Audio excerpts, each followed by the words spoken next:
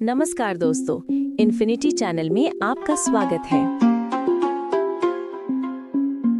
वाल्मीकि जी ने बालकांड के एक श्लोक में लिखा है, ततो नक्षत्र युक्तस्य पुनर्वसु समम गते लग्ने कर्कटिके प्राप्ते वाक्पते त्रिगुणान्विता। इसका अर्थ है, जब कर्क लग्न में पुनर्वसु नक्षत्र था तब भगवान विष्णु ने श्री राम का जन्म लिया था। आज प्लैनेटेरियम सॉफ्टवेयर जैसे स्टेलेरियम, नासा होराइजन्स, जगन्नाथ होरा जैसे टूल्स से वाल्मीकि द्वारा बताई गई ग्रह स्थिति को मिलाकर एक अनुमानित तिथि निकाली गई है। कई शोधों के अनुसार श्री राम का जन्म लगभग 5114 ईसा पूर्व यानी लगभग 7100 वर्ष पहले माना जाता है। महाभारत में समुद्री और नदी के ज्वार भाटा के संदर्भ में भी खगोलीय ज्ञान का उल्लेख मिलता है। कोणार्क का सूर्य मंदिर पूरी तरह पूर्व दिशा में इस प्रकार बनाया गया है कि सूर्योदय की पहली किरण सीधे मुख्य देव प्रतिमा पर पड़े। सूर्य मंदिर के 24 पहिए वास्तव में घड़ियां हैं। वहां छाया देखकर समय बताया जा सकता है। 7 घोड़े सूर्य के 7 रंग VIBGYOR और सप्त ऋषि या सप्ताह के 7 दिन का प्रतीक है, जो प्राचीन ज्योतिर्विज्ञान से जुड़ा है। 27 नक्षत्र और 12 राशियां रामायण काल के पहले से संशोधित थी। 12 जोड़ी पहिए, 12 महीने या 12 राशियां, जो पंचांग आधारित खगोल गणना से मेल खाती हैं। सूर्य की गति, सोलर साइकिल। मंदिर की आकृति सूर्य के उत्तरायण और दक्षिणायन मार्ग को दर्शाती है।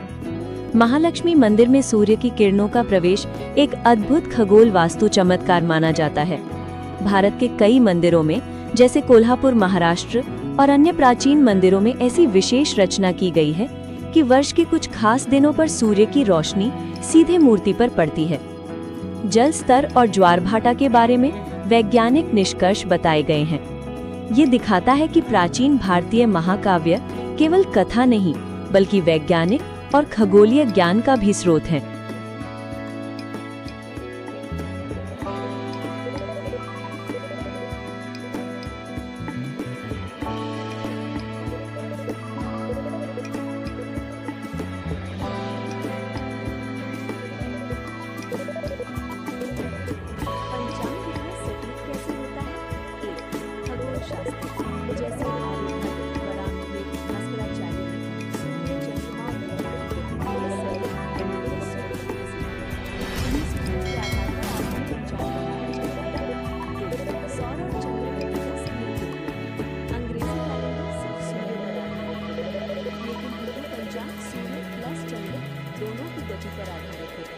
इसलिए ये खगोलीय घटनाओं को बेहतर पकड़ पाता है।